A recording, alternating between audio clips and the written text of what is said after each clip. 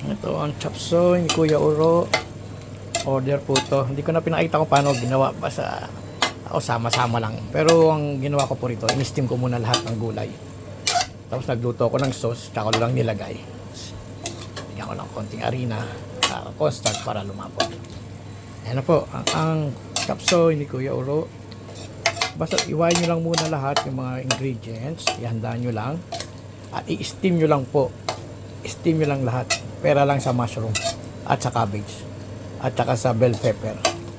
Steam nyo lang na half cook na steam para crunchy po siya pag ano. Para kasi iba hindi marunong magtansya na overcook. Tapos po pag ano lang kayo ng gisa lang kayo ng bawang sibuyas, lagay nyo ng nor cubes, pepper tsaka konting bechin. Tapos yung baboy, tsaka yung hipon, luto na ho yung nilagay ko. Pinakulungan na yung baboy. Tapos yung hipon, fresh po. Kasi madali naman maluto yung ginisa ko lang yun. Tapos pagka kumulo na siya, tikman nyo, lagay ng konting paminta, tsaka asin.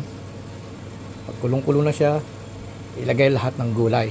Tapos, lagay ng gulay, lagay na yung pampalapot na cornstarch. Ayan na ho. Kaya madali lang. Hindi kayo ma-overcook na gulay natin. Wala kasing taga-video ko yung anak ko, kaya busy sa paglalaro, kaya ayan po. Ayan na po ang ating finish sa chop suey. Kuya Uro, pasensya na kayo at hindi pa ako marunong mag-vlog, nag-ano pa lang, paaral.